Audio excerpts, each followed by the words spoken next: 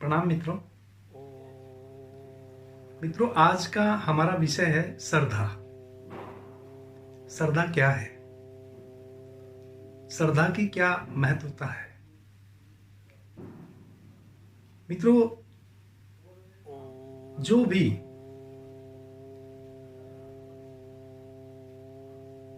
आत्म ज्ञान को उपलब्ध हुए हैं वह बिना श्रद्धा के नहीं हुए। श्रद्धा एकमात्र इतनी बड़ी औषधि है ध्यान की कि अकेली श्रद्धा आपको आत्म ज्ञान को उपलब्ध करा देती है। कितनी भी हम मेहनत कर लें, कितना भी हम ध्यान करें, चाहे हम 12-12 घंटे ध्यान में बैठे रहें, लेकिन अगर श्रद्धा ना हो, सच्ची श्रद्धा ना हो, अटूट श्रद्धा ना हो,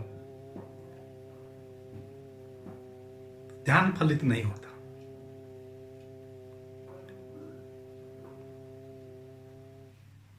मित्रों, कई बार हम विश्वास को श्रद्धा समझ लेते हैं।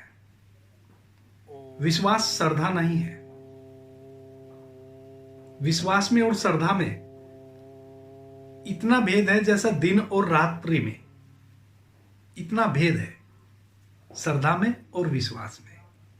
और हम अक्सर विश्वास को ही श्रद्धा समझ लेते हैं। विश्वास श्रद्धा नहीं है। मित्रों, विश्वास मिलता है हमें बाहर से, श्रद्धा जन्मती है भीतर से। विश्वास तो कोई और हमें देता है कि भाई मेरा विश्वास करो। कोई 2 रुपए आपसे ले जाता है, कहता है कि भाई 4 दिन बाद मैं दे दूंगा, भरोसा रखो, विश्वास रखो, मैं दे जाऊंगा। आप उस पर विश्वास करते हैं और दे देते हैं।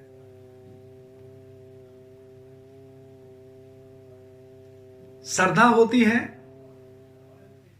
कि अगले के देने नहीं देने की कोई बात ही नहीं है। मांगने आया है,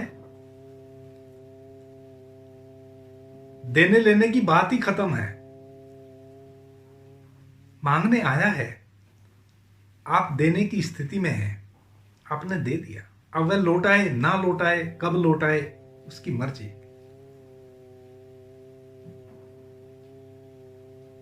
श्रद्धा जन्मती है भीतर से। आपका देने का मन हुआ तो आपने दे दिया। विश्वास, किसी ने आपको विश्वास दिलाया कि दो, मैं आपको वापस करूंगा, और आपने इसलिए दिया कि वह वापस कर देगा। विश्वास दिला रहा है, कर ही देगा। श्रद्धा जब उमगती है, जन्मती है, वह टूटती नहीं है। विश्वास टूट जाते हैं।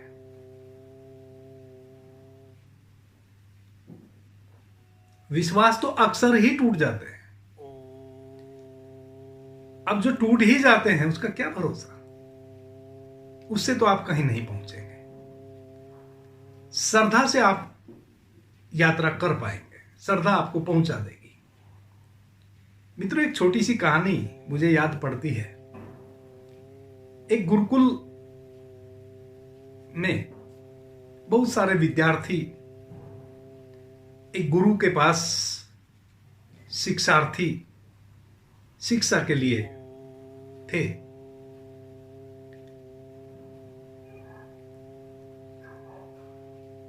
गुरुकुल जंगल में था। पुराने समय की बात है।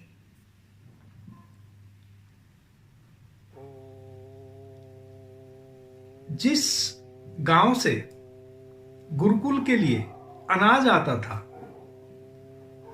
उस गांव के और गुरुकुल के बीच में एक नदी बहती थी।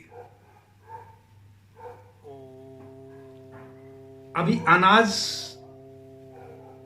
किसानों के घरों में उपजा तो गुरुकुल में आता था। अब अनाज उपजा और गुरुकुल में आया नहीं। इस बीच में नदी में पूर आ गया, बाढ़ आ गई और गुरुकुल में अनाज समाप्त हो गया। विद्यार्थी भूखे मरने लगे। उस गांव से अनाज आए कैसे? बीच में नदी है, कोई उपाय नहीं है कि नदी को पार किया जा सके। बहुत पूर्व पे नदी है, बहुत तीव्रता से नदी बह रही है, गहरी नदी है, किसी भी स्थिति में उसको पार नहीं किया जा सकता। अब तो इंतजार किया जा सकता है कि नदी कब सामान्य होगी तो उस गांव से अनाज आएगा। उस गुरुकुल के एक विद्यार्थी ने अपने गुरुजी से कहा कि गुरुदेव, आप अगर मुझे इजाजत दें तो मैं उस गांव से अनाज ले आऊं, एक एक बोरा मैं अपने सर पे रख के ले आऊंगा। मेरे से अपने इन सहयोगियों को, साथियों को भूखे नहीं देखा जाता है, आप मुझे आज्ञा दें। गुरुजी ने कहा कि भाई ये कैसे संभव है, आप कैसे लाएंगे? कोई तो उपाय नहीं है, कोई नाव नहीं है हमारे पास, नदी इतने पूर से भरी है कि तैर के भी पार नहीं किया जा सकता है, और अगर तैर के पार कर भी लिया तो फिर अनाज तैर कैसे लाएंगे तैरते हुए? वह शिष्य बोला कि आप ये सब मुझ पे छोड़ो, आप बस मुझे इजाजत दो कि मैं उस गांव से अनाज ले आऊं। तो गुरुजी ने कहा कि भाई ये तो असंभव है, और मैं जानता हूं कि यह असंभव है, नदी को पार किसी भी विधि से नहीं किया जा सकता, तो मैं कैसे इजाजत दे दूं?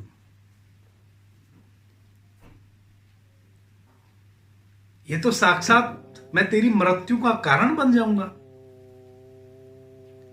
शिष्य बोला कि गुरुजी मुझे कुछ नहीं होगा, मैं सुरक्षित अनाज के साथ आपके पास वापस लौटूंगा, आप बस मुझे आज्ञा दें।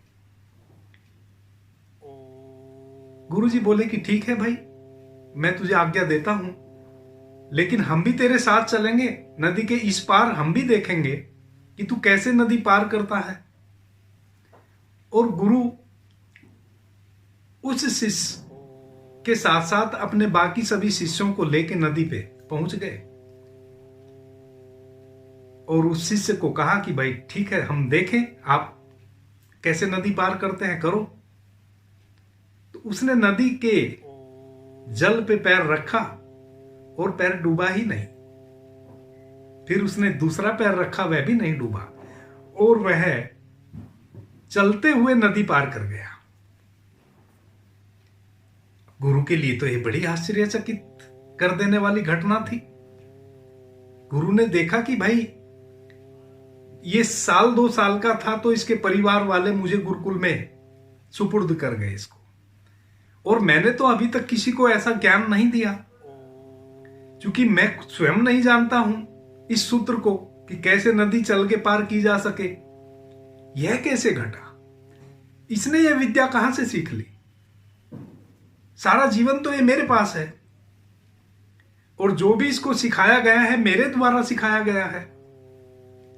शिष्य तो पार कर गया और अनाज का बोरा सर पे रख के ले आया।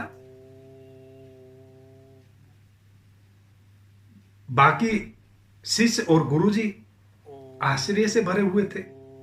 सब अपने गुरुकुल में, आश्रम में आ गए। गुरुजी ने पूछा कि भाई आप मुझे ये बताइए कि ये कैसे संभव हुआ? ये तो मैंने कभी सुना भी नहीं कि कोई नदी पे चल के पैरों से और पार कर जाए। ये कैसे संभव हुआ? उस शिष्य ने कहा कि सब आपके नाम की महिमा है गुरुदेव, ये आपके नाम की महिमा है, ये आपकी कृपा से हुआ। गुरुजी बोले कि भाई मेरी कृपा से कैसे हुआ? बोला कि बस मैंने पैर रखा और मैंने अंदर ही अंदर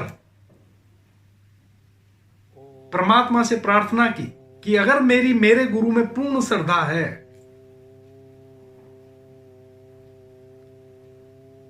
तो मुझे नदी के पार हो जाना चाहिए, और अगर मेरी श्रद्धा थोड़ी सी भी कम है तो मुझे डूब जाना चाहिए। और मैंने जय गुरुदेव कहते हुए नदी को मैं पार कर गया। सब आपके नाम की महिमा है। मेरी जो आप में श्रद्धा है यह उसकी महिमा है, यह उस श्रद्धा की ताकत है।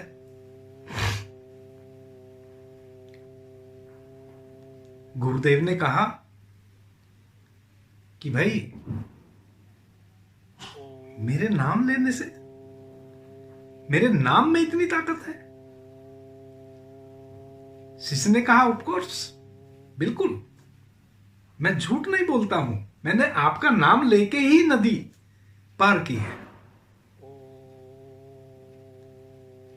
सारे शिष्य बोले कि गुरुजी, जब आपका नाम लेने से नदी यह पार कर सकता है तो आप क्यों नहीं कर सकते? गुरु को भी अंदर लगा कि भाई मैंने कभी प्रयास नहीं किया, लेकिन मेरे नाम में जब इतनी शक्ति है और मुझे पता ही नहीं था, तो मैं तो कभी भी नदी पार उतर जाऊं। बाकी शिष्य जो थे वह गुरुजी के पीछे पड़ गए कि आप हमें पार उतर के दिखाइए, हम देखना चाहते हैं, तभी हम इसकी बात सच मानेंगे कि इसने आपका नाम लेके नदी पार की। गुरुजी भी विवश हो गए, बोले कि ठीक है, कल सुबह हम नदी पार करते हैं। सभी शिष्यों को लेके गुरुदेव नदी किनारे पहुंच गए। पहला ही कदम नदी में रखा, डूब गया। दूसरा कदम रखा, पैर रखा, वह भी डूब गया। 2-4 कदम आगे बढ़े, पानी यहां तक आ गया, वहां से वापस लौट आए और बोले कि भाई तू झूठ कह रहा है। उस शिष्य को बोले, जो शिष्य पार हो गया था चल के, उसको बोले कि भाई तू झूठ बोल रहा है, भरमा रहा है मुझे, मेरा नाम लेने से तू कैसे पार हो गया? मैं स्वयं डूब रहा हूं। तो उस शिष्य ने बड़ी महत्वपूर्ण बात कही। उस शिष्य ने कहा कि गुरुजी, मेरी आप में श्रद्धा है, उस श्रद्धा की वजह से मैं पार कर गया। क्योंकि मेरी अटूट श्रद्धा है, आपके प्रति कभी अश्रद्धा मेरे भीतर जन्मी ही नहीं। मैं जब से आपके पास हूं, मेरी अटूट श्रद्धा है आप में। मैंने कभी नहीं देखा कि आप कैसे हैं, क्या हैं, बस मेरी श्रद्धा है आप में। और चूंकि आपकी स्वयं में भी श्रद्धा नहीं है, इसलिए आप डूब गए। मेरी तो अटूट श्रद्धा है आप में, लेकिन चूंकि आपकी स्वयं में स्वयं की श्रद्धा भी नहीं है, आप डूब गए। ये श्रद्धा का कमाल है। मित्रों, हम मंदिर जाते हैं, श्रद्धा है। यह पृथ्वी थोड़ा बड़ा पिंड है परमात्मा का, मंदिर की मूर्ति छोटा पिंड है। हम उसमें ब्रह्म को देखते हैं, परमात्मा को देखते हैं, प्रार्थना करते हैं, मंदिर में जाते हैं, याचना करते हैं, प्रार्थना करते हैं, भोग लगाते हैं। श्रद्धा है, लेकिन हमारी श्रद्धा छिन्न है, हमें कहीं पहुंचाती हुई सी मालूम नहीं पड़ती है।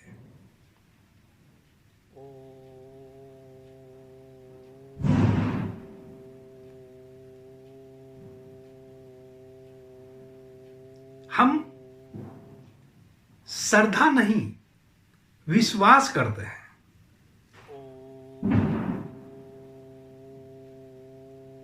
और विश्वास टूट जाते हैं। श्रद्धा जन्मती है अंदर से। आप जब भी पहुंचे हैं, जब भी कोई आत्म ज्ञान को उपलब्ध हुआ है, अपनी श्रद्धा से हुआ है, किसी गुरु के आशीर्वाद से नहीं हुआ है। जिस गुरु ने, जिस व्यक्ति ने, जिस सखा ने एक रास्ता बताया, उसने उस पर श्रद्धा की, अटूट श्रद्धा की और चल पड़ा और पहुंच गया। वह उस रास्ते ने नहीं पहुंचाया, श्रद्धा ने पहुंचाया। मीरा को श्रद्धा थी कृष्ण पे, अटूट श्रद्धा।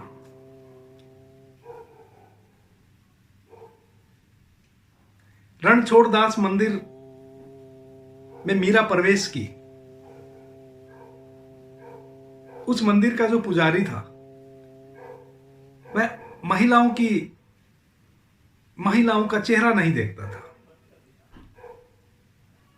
महिलाओं का जाना उस मंदिर में निषिद्ध था। लेकिन मीरा पहुंच गई।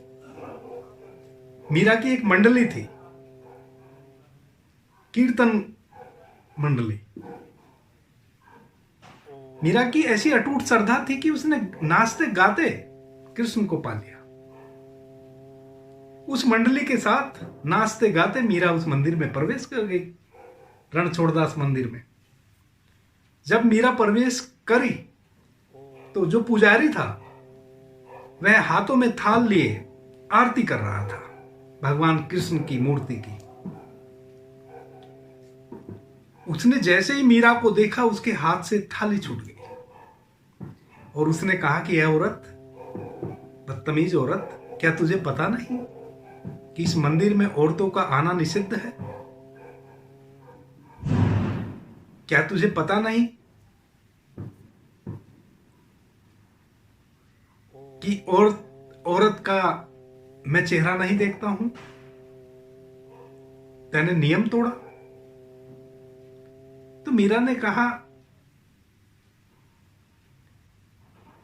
कि मैं तो तुम्हें भी औरत ही समझती हूं, तो क्या तुम पुरुष हो जो किसी स्त्री का चेहरा नहीं देखते हो? पुजारी बोला, तुझे मैं दिखता नहीं मैं पुरुष हूं?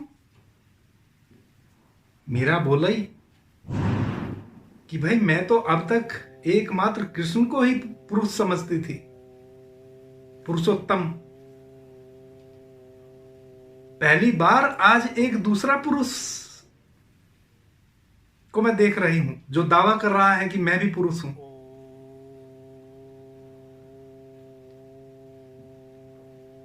मंदिर का पुजारी को मीरा ने कहा कि क्या आप भी पुरुष हैं?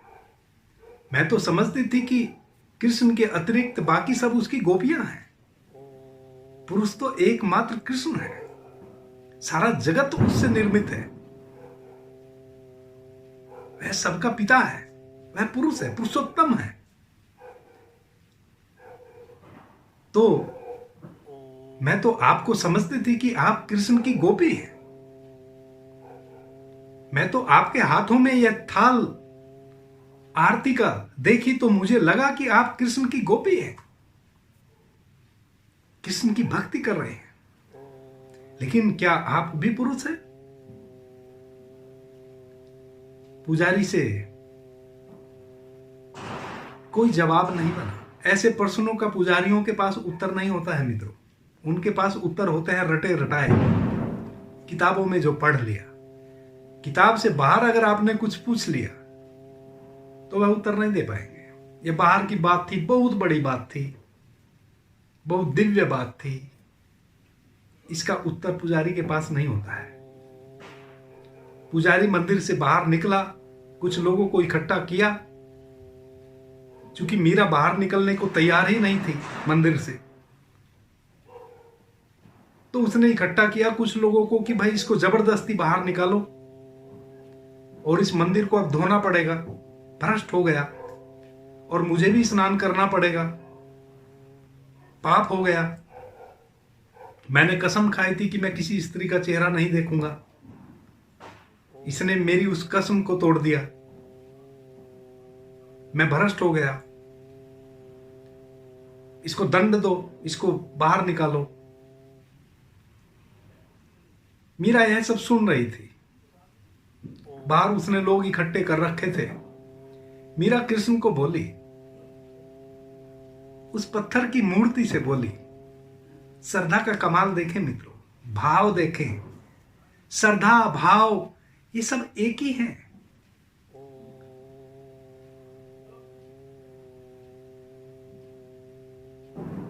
भाव से श्रद्धा जन्मती है, श्रद्धा से भाव जन्मता है, अलग नहीं है, पूरक है एक दूसरे के। मीरा ने मित्रों क्या कहा होगा कृष्ण को? उस पत्थर की मूर्ति से क्या बात करी होगी? मीरा ने कृष्ण को कहा, उस पत्थर की मूर्ति को कहा कि भाई आज परीक्षा की घड़ी आ गई है। अब तक मैं समझती थी कि एकमात्र तू ही पुरुष है, आज एक दूसरा पुरुष भी इस मंदिर में खड़ा हो गया है। एक बात, और दूसरी बात यह है कि अब यह लोग मुझे जबरदस्ती मंदिर से बाहर करने की भी सोच रहे हैं, मुझे दंड देने की भी सोच रहे हैं। अब आज या तो तू मुझे स्वयं में संभाले या मेरे साथ चल यहां से। आज परीक्षा हो जानी चाहिए। अगर तू है तो या तो मेरे साथ चल, क्योंकि एक दूसरा पुरुष भी यहां है। यहां तेरा कोई काम नहीं, एक ही पुरुष इस मंदिर में रह सकता है, वह पुजारी रहे या आप रहे। तो या तो आप, चूंकि मैं अब यह नहीं देख सकती, मैं इन आंखों से यह नहीं देख सकती, एक ही मंदिर में दो पुरुष, एक कृष्ण और एक वह पुजारी। तो या तो आप मेरे साथ चलिए इस मंदिर से बाहर, नहीं तो फिर मुझे अपने में ले लीजिए, क्योंकि मैं यह नहीं देख सकती। आज परीक्षा हो जाए।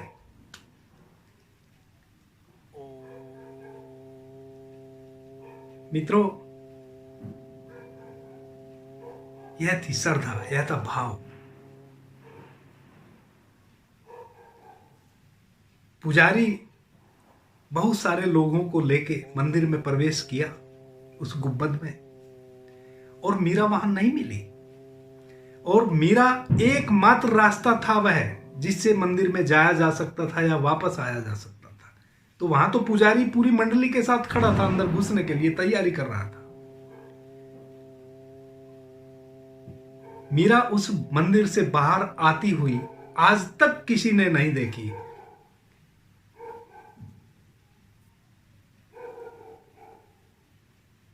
मित्रों,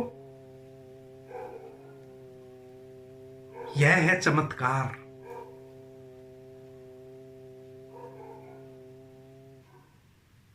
मीरा को फिर किसी ने कभी नहीं देखा। क्या हुआ होगा? उस मंदिर से बाहर तो मीरा नहीं आई। मंदिर के बाहर या भीतर फिर मीरा को नहीं देखा गया, और मैं अभी जो आपसे बात कर रहा हूं आज तक नहीं देखा गया। मीरा की किसी ने चिता नहीं जलाई, मीरा को किसी ने दफनाया नहीं। कहां गई मीरा?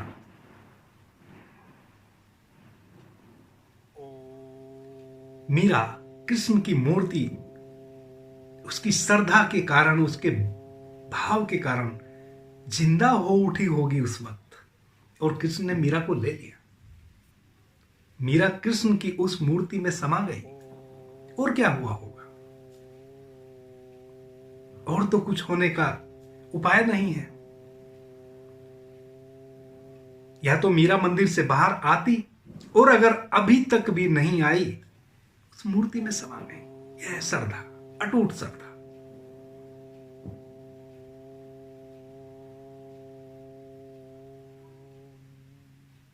बिना श्रद्धा के आप ध्यान में गहरे नहीं उतर सकते।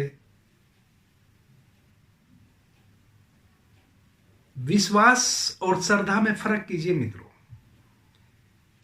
विश्वास कदम कदम पे डगमगाता है कि ये मैं जो ध्यान कर रहा हूं कहीं पहुंचूंगा भी कि नहीं। ऐसा भाव जन्मता है तो विश्वास है। और मैं पहुंचूं या ना पहुंचूं, अब संकल्प हो गया, हो गया। यह है श्रद्धा। अब मैं पहुंचूं या ना पहुंचूं, अब जो होना है हो जाए, चल पड़े तो चल पड़े। यह है श्रद्धा। आप सभी मित्रों ने मुझे प्रेम से, ध्यान से सुना, उससे मैं बहुत अनुग्रहित हूं। सभी मित्रों को मेरा प्रणाम, धन्यवाद।